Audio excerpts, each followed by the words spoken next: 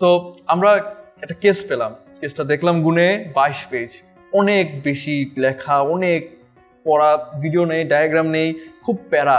So আমরা খুব confuse হয়ে যাই কিভাবে পড়বো, কি করব, কত দ্রুত পড়া যায়, আমরা খুব টেনশনে হয়ে যাই। আমি সারা জীবন খুব আস্তে করে পড়ে আসছি, কিভাবে 2 ঘন্টার ভিতরে এত বড় কেস একটা পড়বো, তো সম্ভব না। আসলেই কিন্তু তা বাস্তব জীবনে এই যে কেসটা তোমার হাতে দিয়েছে, এটা কিন্তু সলভ করতে কোম্পানিরা মাসকে মাস লাগিয়ে ফেলে, তোমাকে সেটা 2 মাসে 2 ঘন্টায় সলভ করতে হবে। সো কিভাবে করবে? একটা পদ্ধতি হচ্ছে স্পিড রিডিং। এখন স্পিড রিডিং কিভাবে করবা তুমি?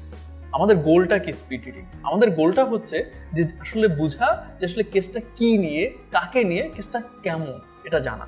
সো একটা পদ্ধতি প্রথমে আমরা যেটা শুরু করবো সেটা হচ্ছে যে আমরা শুরুতেই একটা কেসের অনেক লম্বা কন্টেন্ট দেওয়া থাকে, সব পড়বো না, আমরা শুধু পড়বো প্রথম প্যারাগ্রাফটা আর শেষের প্যারাগ্রাফটা। তাতে আমরা বুঝে যাব যে আসলে কেসটা কি নিয়ে। বা ধরো একটা প্যারাগ্রাফই দেওয়া আছে, আমরা শুরুর লাইনটা পড়বো আর লাস্টের লাইনটা পড়বো।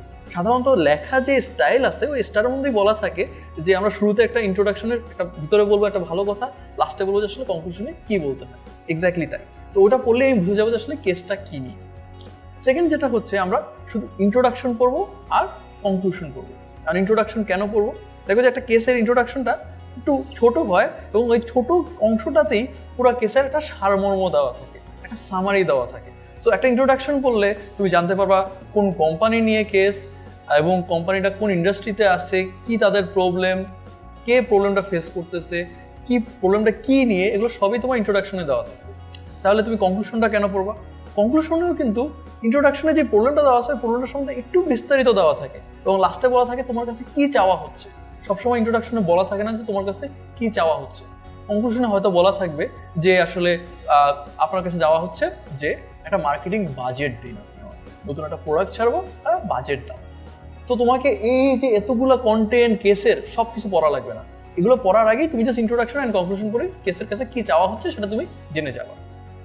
সেকেন্ড হচ্ছে তুমি কেসের ভিতর থেকে কি কোশ্চেন্স বের করবা। এই যে বলেছিলাম যে ইন্ট্রোডাকশন এবং কনক্লুশনে কোশ্চেন্স দেওয়া থাকে, বলা থাকে যে মার্কেটিং বাজেট বের করো বা সেলস পড়ে যাচ্ছে, কেন সেলস পড়ে যাচ্ছে এটা তোমাকে বের করতে হবে। এগুলো হচ্ছে কি কোশ্চেন্স, এগুলোই কিন্তু তোমাকে অ্যান্সার করতে হবে তোমার জাজদের কাছে বা তোমার টিচারদের কাছে। টিচাররা কিন্তু এই কোশ্চেনের অ্যান্সারগুলোই খুঁজছে। কেসটাতে কিন্তু বলা থাকে না যে প্রবলেমটা কি, তোমাকে প্রবলেমটা বের করতে হয় এবং তা সলিউশন করতে হয়। এই কি কোশ্চেন জানলেই তুমি সলিউশন করতে পারবা। লাস্টলি তোমাকে জানতে হবে কেসের স্ট্রাকচারটা কি। সো কেসটা অনেক বড় কিন্তু কেসটা কিন্তু খুব সুন্দর করে স্ট্রাকচার করা থাকে। ইন্ট্রোডাকশন দেওয়া থাকে, তারপর ধরো হিস্ট্রি অফ কোম্পানি দেওয়া থাকে, তারপর ধরো কোম্পানি যদি কোন দেশে পার্টিসিপেট করতেছে, সাপোজ ধরো কোম্পানিটা ইন্ডিয়াতে আছে তো ইন্ডিয়া সম্বন্ধে একটু বলা থাকে, তারপর ইন্ডিয়াতে কোম্পানির অপারেশন সম্বন্ধে একটু বলা থাকে। তো তুমি যদি জানো যে 3 নাম্বার পেজে আছে তোমার হিস্ট্রি, সো তোমার যদি কোনো হিস্ট্রির ব্যাপারে জানতে হয় যে কোম্পানিটা কখন তৈরি হয়েছে বা কখন এস্টাবলিশ হয়েছে, তুমি তখন হিস্ট্রিতে চলে যেতে পারবে। এটা খুবই ইম্পর্টেন্ট।